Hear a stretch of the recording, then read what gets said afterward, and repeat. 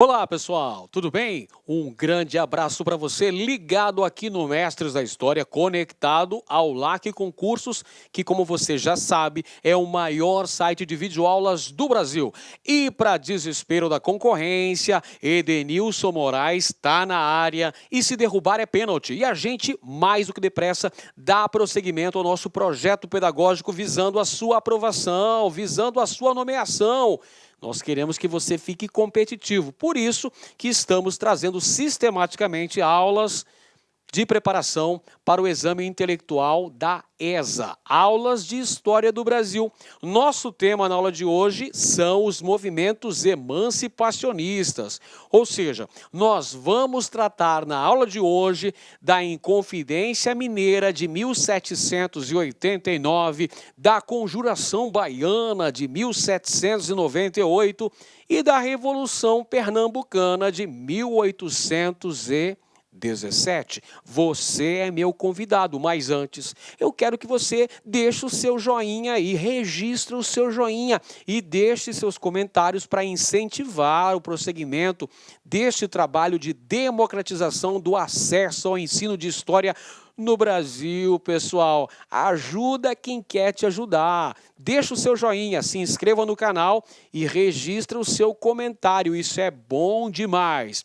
Muito bem, pessoal, então lembre-se sempre que quem papira vira aspira ou então vira sargento. Se você quer virar sargento, oportunidade de ouro está aqui no canal Mestres da História, canal que tem todo o apoio do LAC Concursos. Beleza? Então vamos lá. Pessoal, vamos estudar sobre os movimentos emancipacionistas. O que são movimentos emancipacionistas? São aqueles que tinham clara intenção de romper com os laços de dominação colonial, ou seja, que visavam a independência em relação a Portugal, que não aguentavam mais a exploração econômica, a opressão fiscal, o pacto colonial, todas as medidas proibitivas tomadas pela coroa portuguesa. Esses movimentos visavam dar um basta definitivo a essa exploração e alcançar a nossa independência.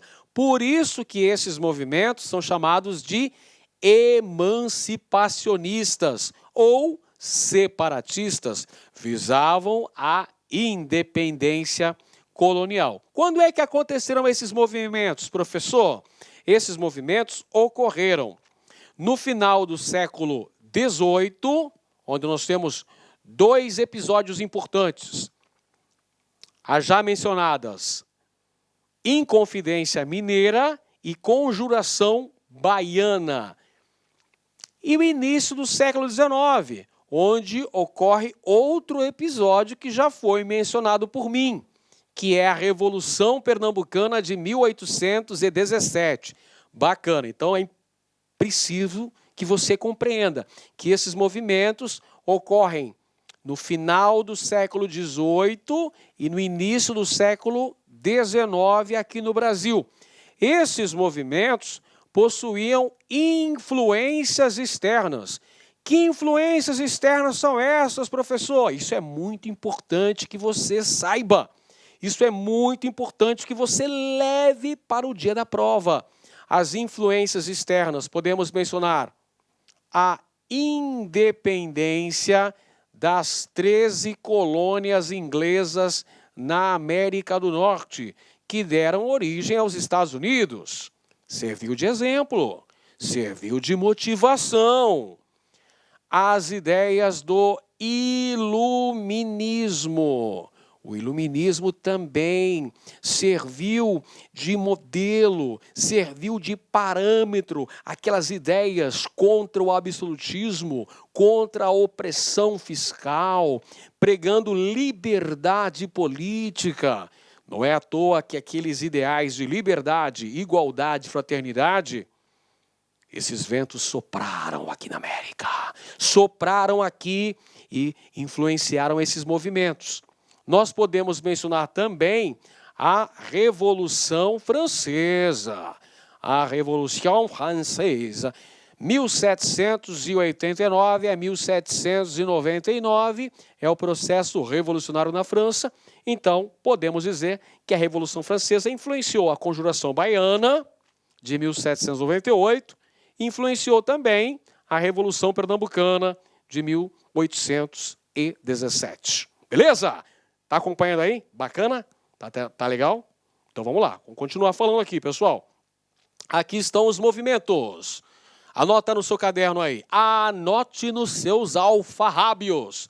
Inconfidência Mineira de 1789, Conjuração Baiana de 1798 e Revolução Pernambucana de 1817. Esses são os três principais movimentos emancipacionistas ocorridos no Brasil entre o final do século XVIII e o início do século XIX. Questão padrão ESA.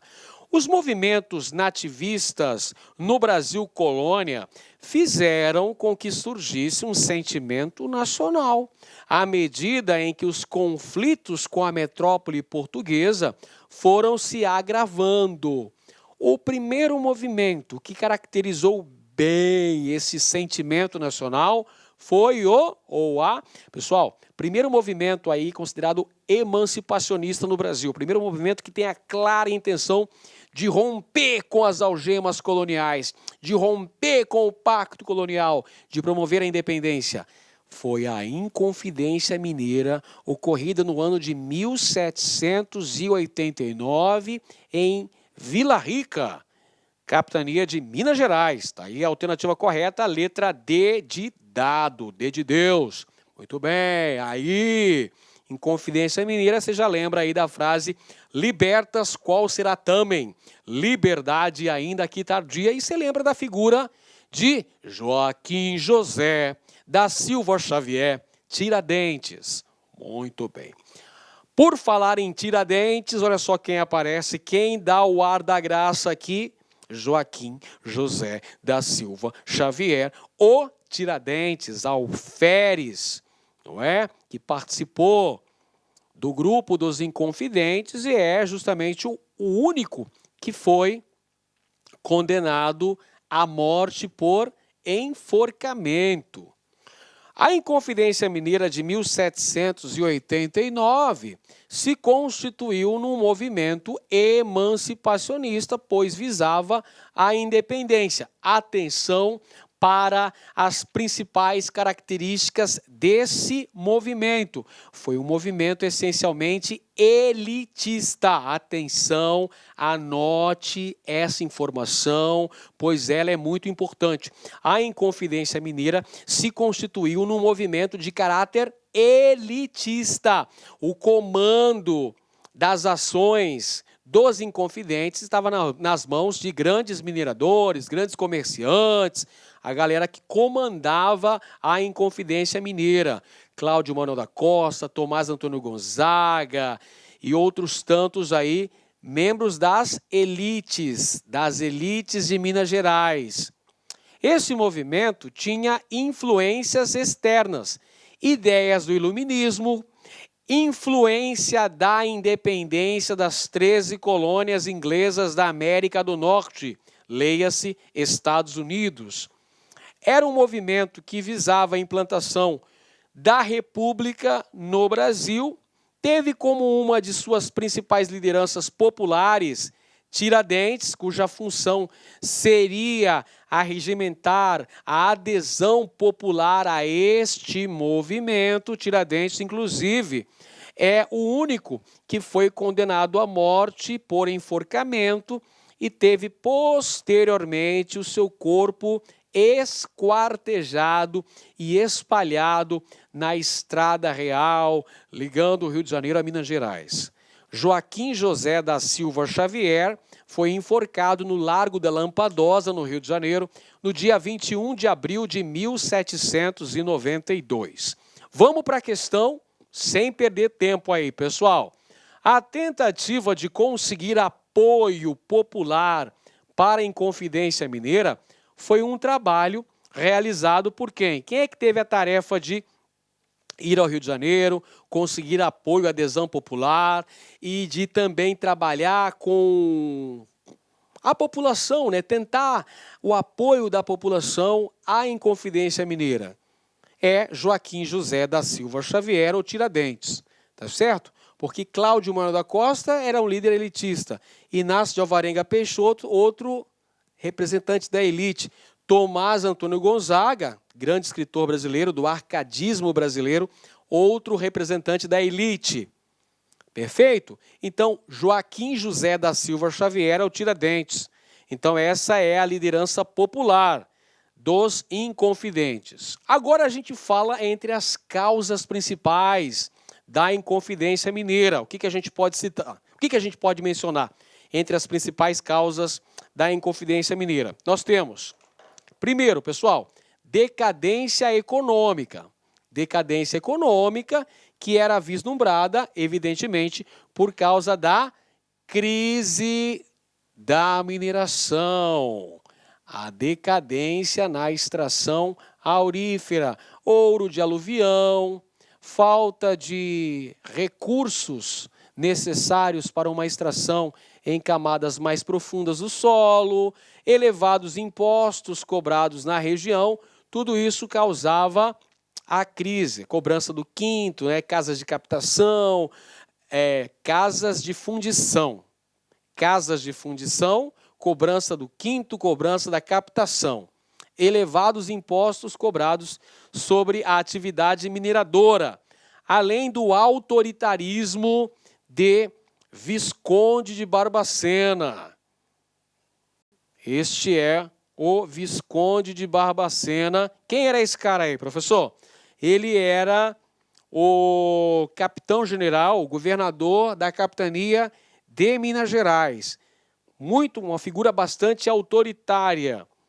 E a decretação da derrama, cobrança dos impostos atrasados. Inclusive, pessoal, a senha para o início da Inconfidência Mineira seria a data da decretação da derrama, a cobrança dos impostos atrasados. Só que a derrama foi suspensa. Suspensa por quê? Porque houve uma delação premiada. Joaquim Silvério dos Reis, que possuía pesadas dívidas em relação à coroa portuguesa, contou tudo no ouvido do Visconde de Barbacena, que aí, né, meu amigo, promoveu uma verdadeira devassa e todos os envolvidos na chamada Conjuração Mineira ou Inconfidência Mineira foram presos, inclusive Tiradentes. Muito bem, vamos conferir aqui, pessoal, questão padrão ESA. O governador de Minas Gerais, Visconde de Barbacena, ia decretar a derrama. O levante estava marcado justamente para a data de sua execução. Entende-se por derrama a ou o... Pessoal, a resposta correta é o quê? Cobrança dos impostos atrasados. Está aí na letra C. A cobrança dos impostos atrasados. Quando a meta não fosse alcançada, qual que era a meta mesmo? 100 arrobas anuais, o que dá aproximadamente 1.500 quilos de ouro. É muito ouro, né, pessoal? É muito ouro. Ai, se eu tivesse todo esse ouro. Ia disponibilizar mais aulas para vocês. Ia fazer coisa boa por aqui no YouTube, hein? Olha só, gente. Cobrança dos impostos atrasados é a derrama. E nessa cobrança dos impostos atrasados, toda a população mineira deveria participar. Tudo que houvesse de material de valor, mobília, joias, objetos de arte, tudo era confiscado pelo governo. Então, a derrama seria o momento em que a população ia ficar muito pé da vida, né? A população ia ficar muito pistola. Então, por isso que os inconfidentes iriam aproveitar esse momento de grande alvoroço popular para tentar fazer um levante para aprisionar o governador de Minas Gerais e promover o levante. Só que é o seguinte, pessoal, como nós sabemos, houve um alcaguete, famoso X9, dedo de seta, sempre tem ali o dedo duro, né, pessoal? Que foi o Joaquim Silvério dos Reis, que contou tudo, entregou a capivara completa dos Inconfidentes aí, ferrou geral, né? Todo mundo foi preso. Muito bem. Próxima questão. A derrama usada como pretexto para desencadear a conjuração mineira era: alternativa A cobrança dos quintos atrasados. B, a proibição das lojas de ourives em Minas Gerais.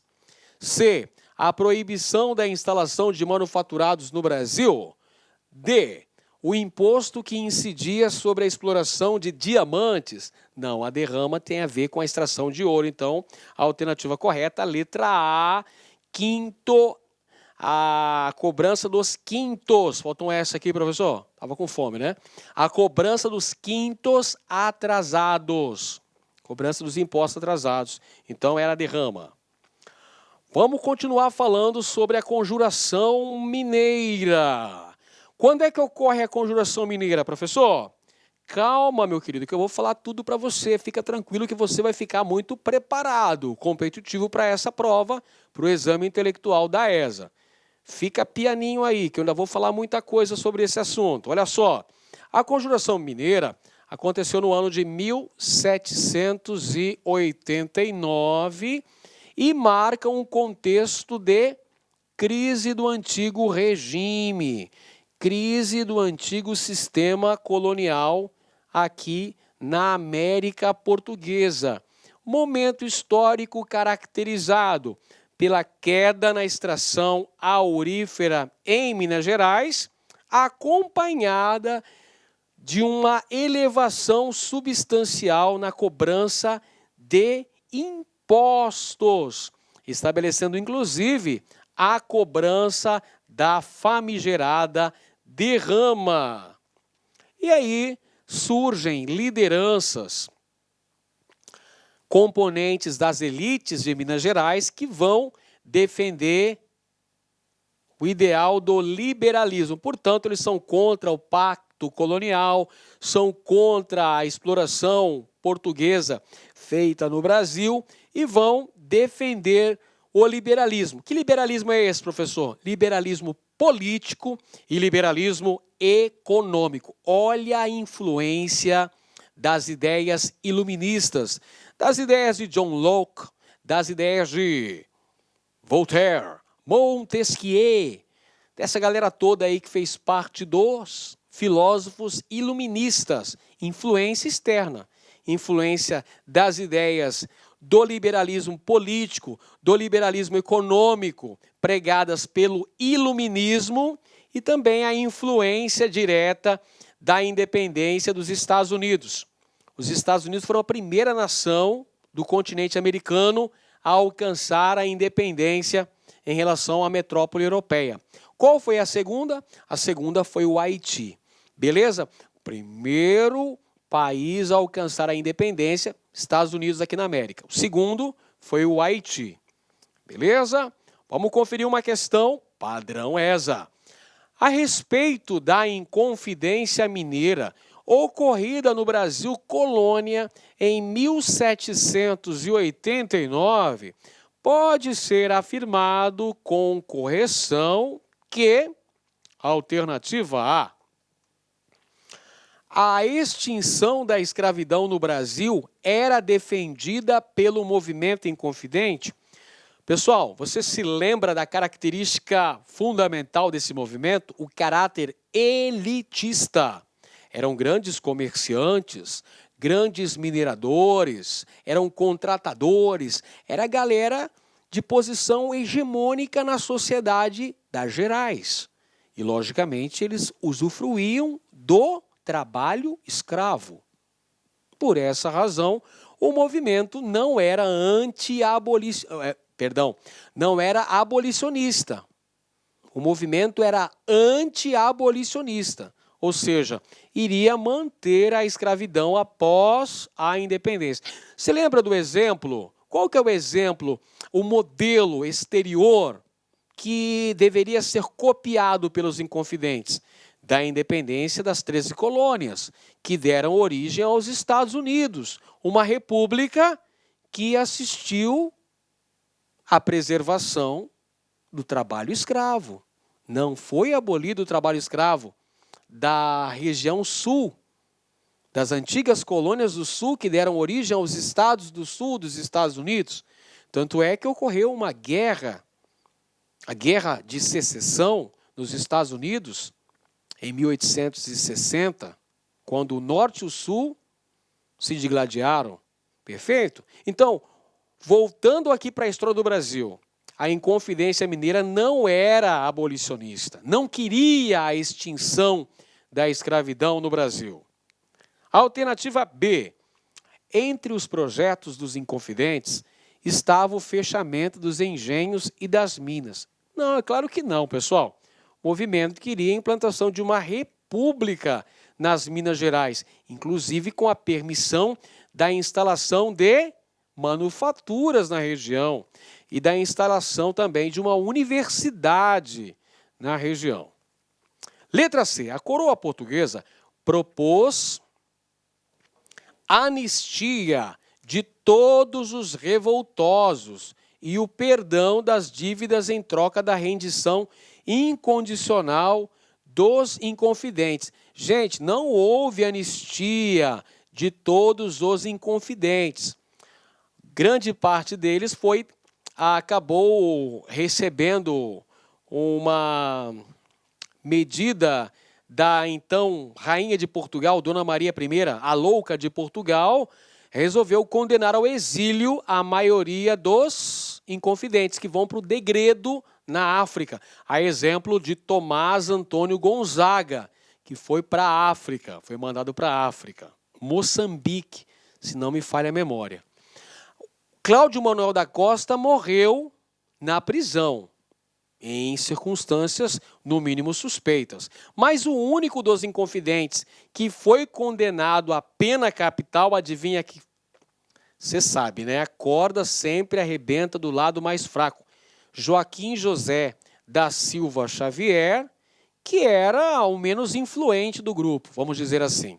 Não que ele fosse um pobretão, um qualquer, um Zé Mané, um Zé Ruela, um João Ninguém. Não, ele tinha posses. Tanto que parte de suas posses foram confiscadas pela coroa portuguesa, porque não bastou enforcar o Tiradentes, esquartejar o cara, pendurar a cabeça num poste, derrubar a casa do cara, né? Derrubou a residência que o Tiradentes morava, ainda mandou salgar, despejou lá 1 tonelada de sal grosso para não nascer mais nem grama na região, né? Naquela área. Tornou o Tiradentes uma persona não grata.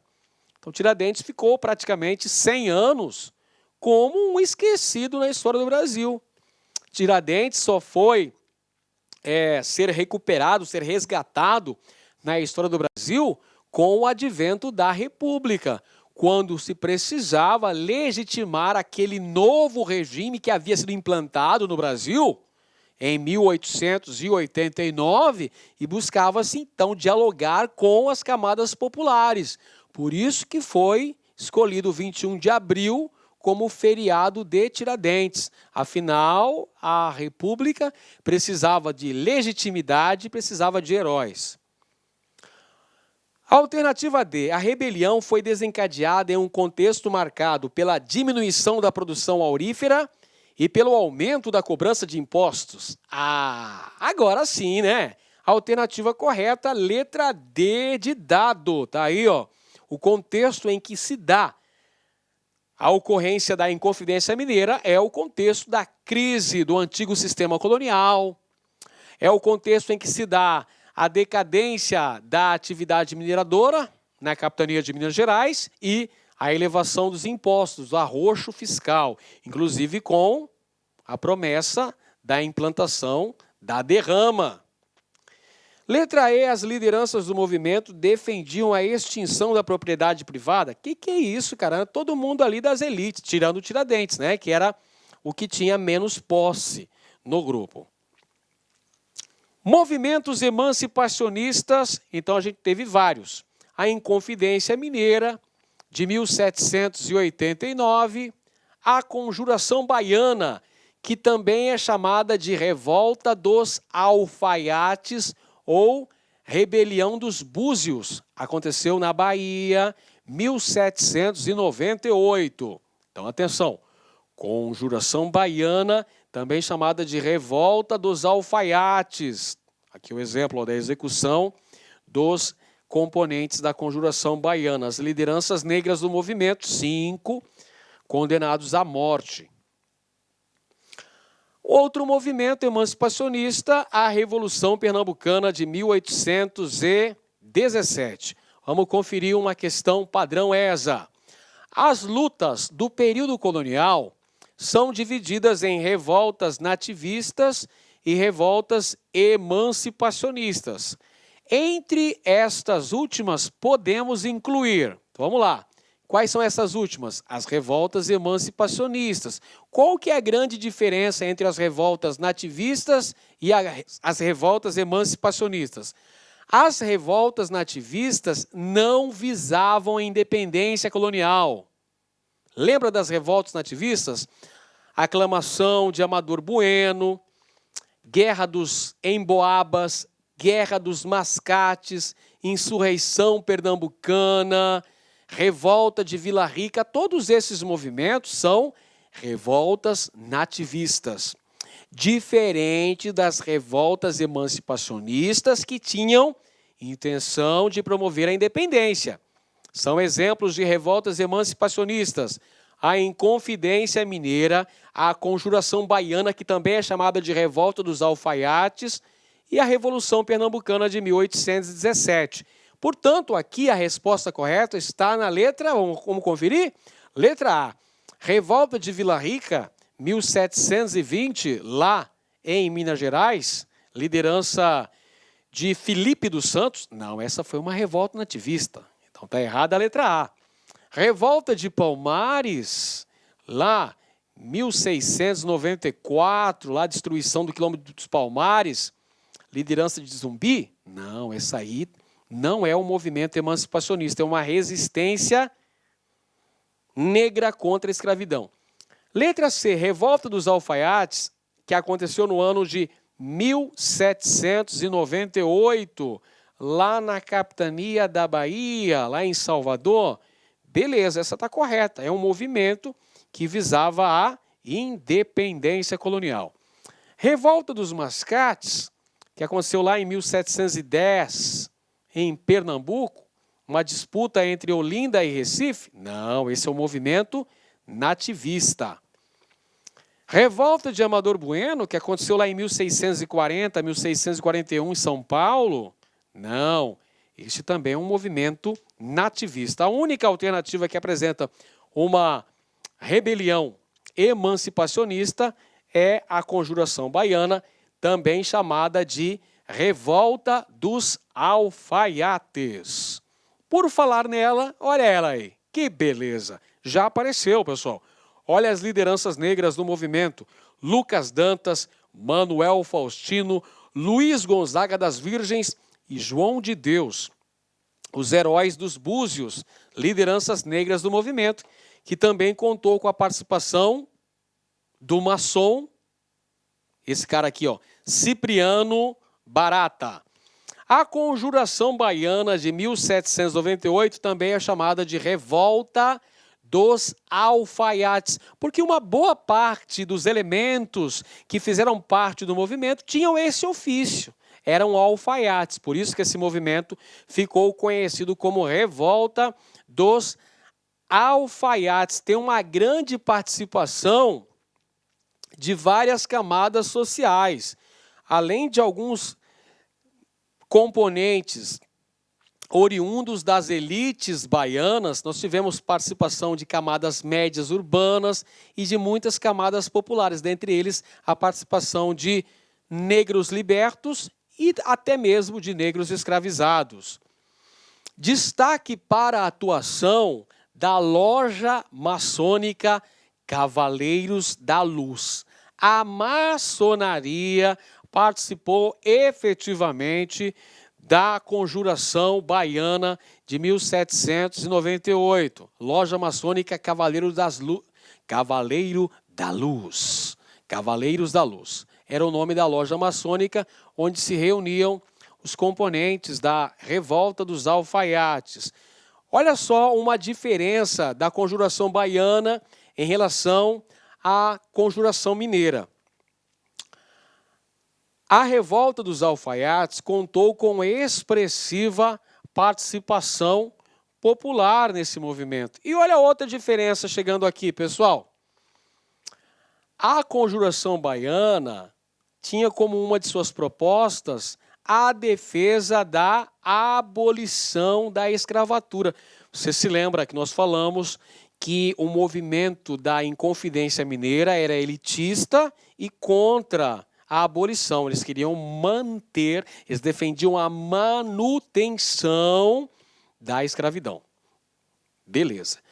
Já os conjurados baianos, eles tinham como objetivos promover a independência da Bahia, adotar a república e também abolir a escravidão.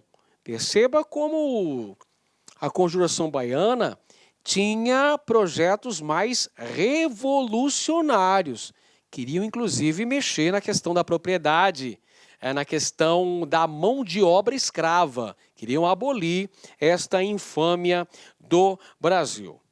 Olha só a questão. A Inconfidência Baiana, também chamada de Conjuração Baiana, também chamada de Revolta dos Alfaiates, aquela que aconteceu em 1798, lá em Salvador, teve como causa, qual é a causa aí, pessoal? Letra A decadência da produção de ouro? Não, né, cara? Por quê? Peraí, a produção do ouro não era em Minas Gerais, também em Mato Grosso e Goiás? Sim, então não é esse o motivo.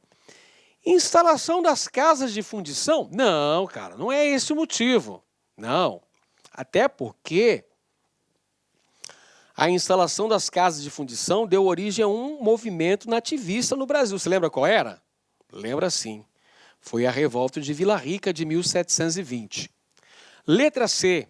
Insatisfação das camadas mais humildes da população? Claro, cara. Com os elevados impostos, com a queda da produção de cana-de-açúcar, com a perda do status de capital. Acompanha comigo. Onde aconteceu essa revolta? Salvador. Foi em Salvador, capital da Bahia. Salvador, que até o ano de 1763 era a capital do Brasil. Quando Salvador perdeu o status de capital, perdeu também muito do ponto de vista econômico. Claro que sim. Há uma crise na produção de cana-de-açúcar, a elevação dos impostos, então isso gera revoltas.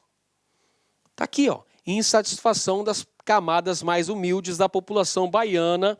Esta é a alternativa correta. A letra D é risível, né? Falar da invasão holandesa na Bahia, sabe que a invasão holandesa na Bahia se deu no ano de 1624. E nós estamos falando aqui de 1798, né? Pelo amor de Deus. Ou seja, mais de 150 anos depois. Muito bem. Mais uma questão aqui, pessoal. Padrão ESA. Apesar de ligadas ao mesmo cenário político-econômico nacional e internacional, as conjurações mineira e baiana apresentaram algumas diferenças. Opa, olha só que questão mais legal, questão da hora, pessoal. Para você, é sempre importante, cara, faça assim um quadrinho comparativo das duas conjurações. A conjuração mineira e a conjuração baiana. Conjuração mineira aconteceu em 1789. A Conjuração baiana, ou Revolta dos Alfaiates, 1798. Ambos os movimentos vão ter como objetivo promover a independência colonial. Independência, independência. Beleza? Tranquilo. Ambos os movimentos vão visar a implantação da República. Ambos os movimentos são republicanos. Beleza, tranquilo. Essa aqui dá para lembrar do dia da prova. Tranquilidade. Agora, as diferenças, pessoal. Enquanto a Inconfidência Mineira teve um caráter mais elitista, a Conjuração Baiana, por sua vez, teve um caráter mais popular, inclusive com a participação de negros, negros alforriados e também negros escravizados. Enquanto a Inconfidência Mineira era anti-abolicionista, a Conjuração Baiana, por sua vez, era abolicionista. Queria acabar com a escravidão no Brasil. Então, você tem que ficar ligado nesse quadro comparativo das duas importantes rebeliões emancipacionistas acontecidas no Brasil no final do século XVIII. Bacana. Muito bem. Deixa eu apagar aqui para não fazer poluição visual. Deixa eu apagar aqui a nossa lousa. Só um instante que eu já vou resolver essa questão. Voltando a ela, pessoal. Apesar de ligadas ao mesmo cenário político-econômico nacional e internacional, as conjurações mineira e baiana apresentaram algumas diferenças, tais como, letra A conjuração mineira, ao contrário da baiana, contou com a participação da maçonaria. Pessoal, a participação da maçonaria foi efetiva na conjuração baiana através da loja maçônica Cavaleiros da Luz. Portanto, está errada a letra A. Letra B. A conjuração baiana, ao contrário da mineira, contava com forte aparato policial militar. Errada, errada, errada também. Letra C. A conjuração mineira, ao contrário da baiana, pleiteava a abolição da escravidão. Errado, nós acabamos de ver que a conjuração mineira era anti-abolicionista. Letra D. A conjuração baiana, ao contrário da mineira, pretendia incentivar o estudo universitário no Brasil. Gente, nós vimos aí que a conjuração mineira visava permitir a instalação de universidades no Brasil. Errado também. Então, só nos sobrou uma, né? Depois de todo esse percurso, chegamos à alternativa E. A conjuração baiana, ao contrário da mineira, apresentou forte participação popular. Esta é a alternativa correta. Letra E, de Edenilson, este locutor que vos fala. Agora a gente fala da Revolução Pernambucana de 1817, que aconteceu como causas principais a decadência econômica em Pernambuco, queda da produção de açúcar e algodão, acompanhada dos elevados impostos cobrados pela coroa portuguesa para sustentar a coroa que neste momento estava no Rio de Janeiro. É importante verificarmos o contexto histórico da eclosão da Revolução Pernambucana. Qual é o contexto histórico, pessoal? É o contexto marcado pelo chamado período joanino. Período joanino de 1808 até 1821, quando a família real portuguesa, a corte portuguesa, esteve instalada na cidade do Rio de Janeiro, quando o Rio de Janeiro passa a ser a sede do Império Colonial Português, dentro do contexto das chamadas Guerras Napoleônicas, da decretação do bloqueio continental, que Portugal não aderiu, teve seu território invadido pela França, e aí a corte se instala no Rio de Janeiro. Para manter o luxo e os privilégios da corte lusitana no Brasil, ocorreram elevados impostos, o que, por sua vez, acabou gerando muita insatisfação da população, criando um ambiente propício para a ocorrência de revoltas, como foi o caso da Revolução Pernambucana de 1817, outra causa importante, os privilégios comerciais que eram dados aos portugueses. Um detalhe muito importante sobre a Revolução Pernambucana de 1817 é perceber o fato de que este é o único movimento que não ficou só na teoria, é um movimento que ganhou as ruas. Mais do que isso, é um movimento que chegou a tomar o poder.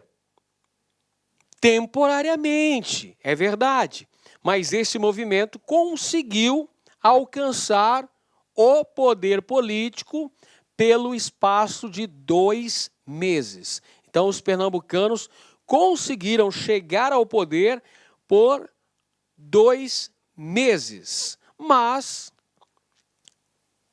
ocorreu a reação metropolitana, né? A reação de Dom João, que enviou tropas leais à coroa portuguesa, que foram enviadas para Pernambuco, fizeram um bloqueio naval a Pernambuco e esmagaram este movimento rebelde. As principais lideranças da Revolução Pernambucana acabaram sendo condenadas à morte. Vamos conferir uma questão aqui, pessoal, sobre esse contexto. A Revolução Pernambucana de 1817 foi um movimento que pode ser caracterizado como, vamos lá, letra A, ter contado com a participação de portugueses e espanhóis na luta contra os holandeses. Nada a ver, cara. Esse aqui é um outro contexto histórico, não diz respeito à Revolução de 1817, não. Letra B, ter sido um movimento que não sofreu influência dos ideais de liberdade surgidos da independência dos Estados Unidos da América. Gente, é claro que o processo de emancipação das 13 colônias inglesas da América do Norte, os Estados Unidos, influenciou tudo que foi movimento desse contexto no Brasil. A Inconfidência Mineira, a Conjuração Baiana e também a Revolução Pernambucana de 1817. Errado também a letra B. Letra C, um movimento que provocou descontentamento entre os portugueses por causa da contenção de despesas de Dom João VI, que não concedeu privilégios aos próprios portugueses. Pessoal, claro que está errado, né? Os portugueses tinham inúmeros privilégios econômicos no Brasil durante o período joanino. Está errado também a letra C. Alternativa D, o único movimento em que os revoltosos não instalaram um governo provisório e nem defenderam o ideal republicano. Errado. Justamente o contrário. A Revolução Pernambucana de 1817 é o único movimento em que os revoltosos conseguiram instalar um governo provisório, implantaram a república em Pernambuco. Durou 2 meses, tudo bem, 72 dias, mas o que vai fazer? Né? É um movimento que teve a tomada do poder por um tempo bastante curto, é verdade, mas conseguiu tomar o poder. Então, por exclusão, já temos a alternativa correta, que está na letra E. Movimento que contribuiu decisivamente no processo de independência política do Brasil, que aconteceu 5 anos depois disso aí, né, pessoal? A Revolução pernambucana de 1817 antecede a nossa emancipação política, que de fato aconteceu no ano de 1822. Então, a alternativa correta, letra E. É isso aí, pessoal. Lança o seguinte: foco no papiro e fé na missão. Grande abraço a todos. Não se esqueça de curtir a aula, hein, pessoal? E se inscrever no nosso canal, que vem muita coisa boa por aí. Até a próxima.